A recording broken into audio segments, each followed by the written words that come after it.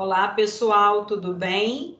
Hoje a nossa aula vai ser sobre alguns grupos de bactérias.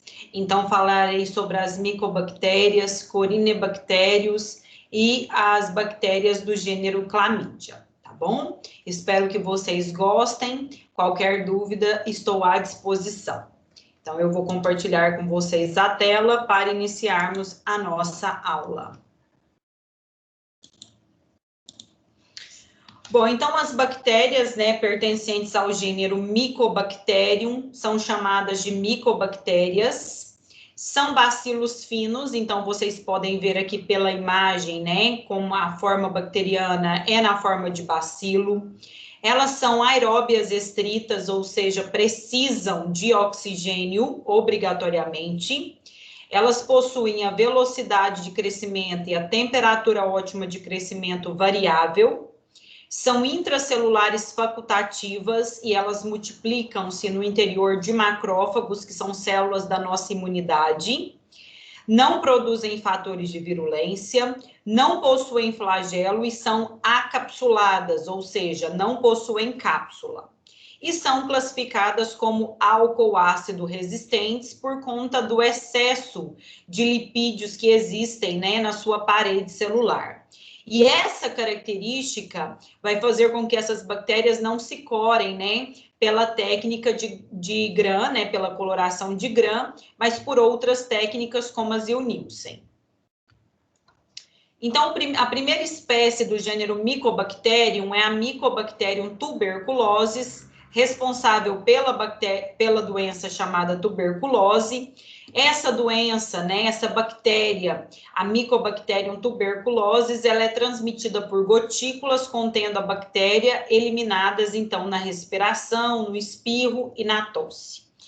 A tuberculose vai acometer principalmente os pulmões, mas pode também acometer outros órgãos, como rins, ossos e meninges. A primeira infecção depende, né, do primeiro contato do indivíduo com o bacilo, e esse bacilo precisa chegar até os pulmões daquele indivíduo. Os bacilos são resistentes ao ressecamento e podem sobreviver por longos períodos no escarro seco, e as gotículas com as micobactérias podem evaporar e os micro-organismos se depositam nos alvéolos. E a partir daí, as micobactérias vão iniciar a sua multiplicação no interior dos macrófagos, que são as células da nossa imunidade. Como patologia, né, essa doença pode apresentar lesões exudativas, no caso da reação inflamatória aguda, ou lesões produtivas, no caso de formar necrose caseosa. Lembrando que essa necrose caseosa, de acordo com a nossa aula de necrose, ela vai deixar o pulmão daquele indivíduo branco e friável, ou seja, quebradiço. E esse micro-organismo, então, ele pode se disseminar por todo o corpo do hospedeiro. Como sintomas, o indivíduo pode apresentar tosse, catarro, febre, cansaço, sudorese, dor no peito e falta de apetite. Caso essa bactéria cometa, né, as meninges, isso pode causar a meningite e também comprometer o trato urinário. E quando a bactéria ela se dissemina por todo o corpo, é um caso que nós chamamos de tuberculose miliar, em que pode ter lesões em muitos órgãos, né? E a taxa de mortalidade ela é elevada.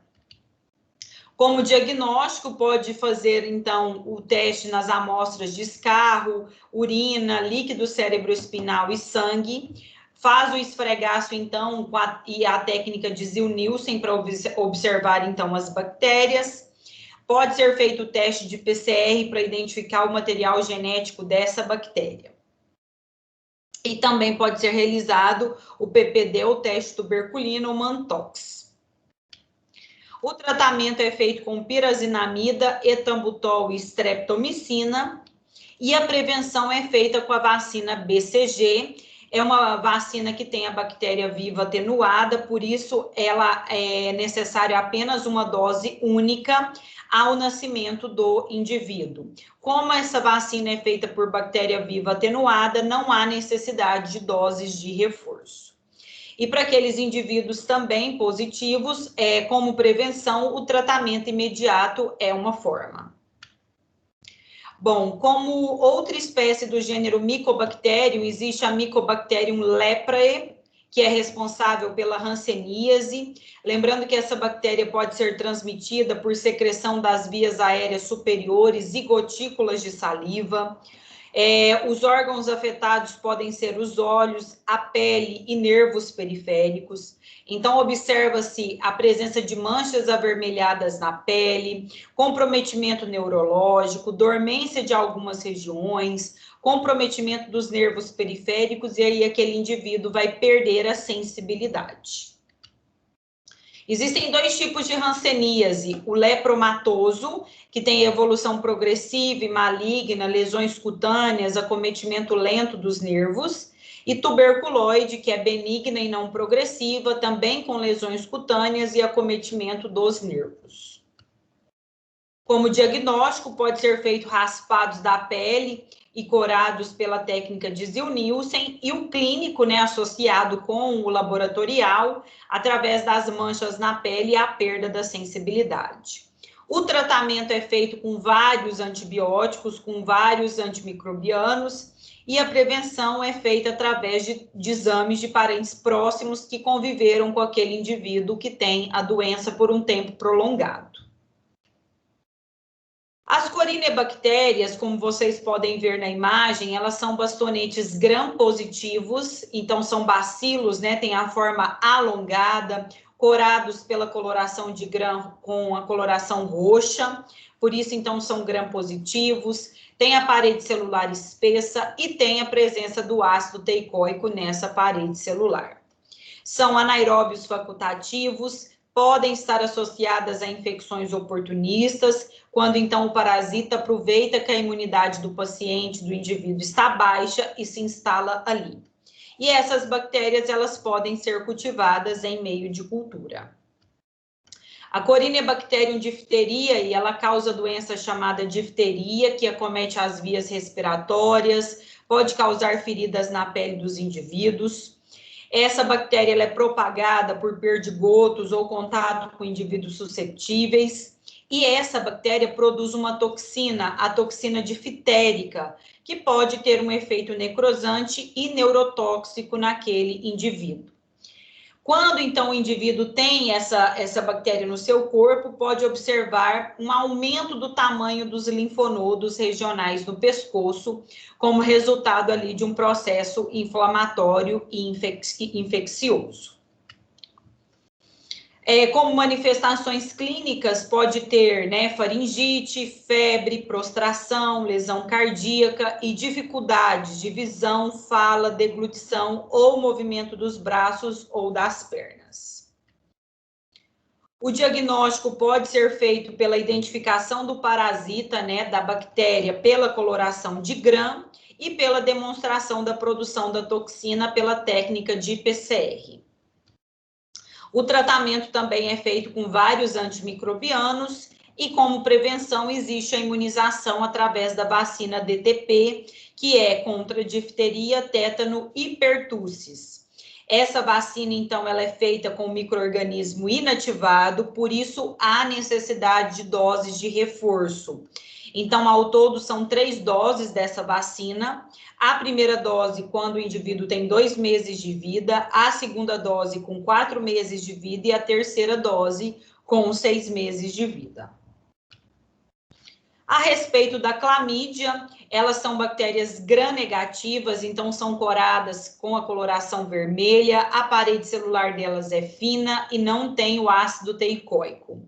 São parasitos intracelulares obrigatórios e dentro desse gênero existem 3 espécies importantes: a Chlamydia trachomatis, a Chlamydia pneumoniae e a Chlamydia psittaci.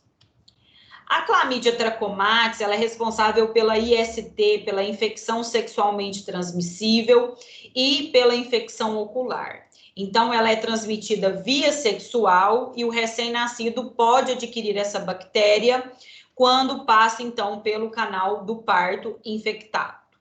Com manifestações clínicas, existe uma gama ampla, como conjuntivite, uretrite, epididimite, ardência ou dor para urinar, corrimento vaginal, dor durante o ato sexual, sangramento vaginal, dor nos testículos e a doença inflamatória pélvica, chamada de DIP, que pode levar à infertilidade no caso das mulheres. Como diagnóstico, pode ser feita a coleta das amostras, pode ser feita a técnica de PCR, que é uma reação em cadeia da polimerase, para identificar o material genético do parasita naquela amostra, e também teste de sorologia, para identificar a presença de anticorpos específicos contra aquele parasita no sangue do indivíduo. Como tratamento, existe a opção com tetraciclina e azitromicina. A clamídia pneumonia é a bactéria causadora da doença respiratória. O ser humano é o único hospedeiro conhecido.